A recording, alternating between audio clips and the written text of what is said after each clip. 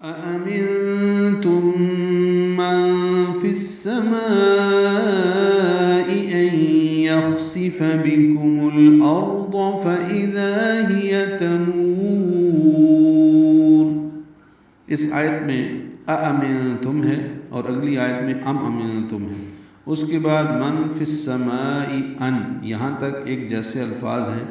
پہلی آیت میں ان یخسف ہے، دوسری آیت میں ان یرسل ہے، تو یہ ایک جیسے الفاظ ہیں، متشابہات ہیں حفظ کے لیے.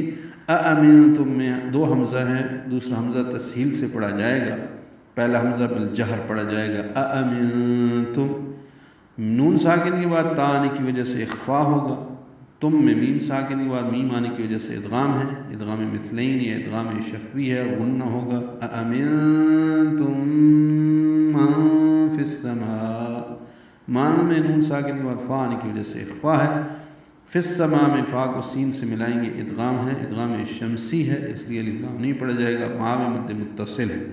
اگلی آیت میں بھی یہی الفاظ ہوں گے، تو یہی قواعد ہوں گے. این میں ادغام ناقص سے غنہ ہوگا، این یخسف خا پر پڑھیں گے اور اس پہ ہمس ہوگا، سین فا کو جلدی ادا کرنا ہے. بکم میم ساکن تھا، میم کو الارض کے لام سے ملانا ہے. بکم الارض، لام ساکن پہ اظہار قمری ہے، را ضاد دونوں پر ہے. حمزہ اقصی حلق سے ادا کریں گے، بکم الارض نہیں ہوگا، بکم الارض ہوگا. فاذا حمزہ آ گیا، پھر اقصی حلق سے واضح طور پر ادا کریں گے، ذال نرمی سے ادا کریں گے، ذال الف مدہ ہے. فاذا دو حرکات لمبا ہے، ہی جلدی پڑھیں گے. تمور، میم کو لمبا کریں گے، وقفاً را پر ہے کیونکہ را ساکن ہو گئی، اس سے پہلے واو ساکن سے ما قبل پیش ہے.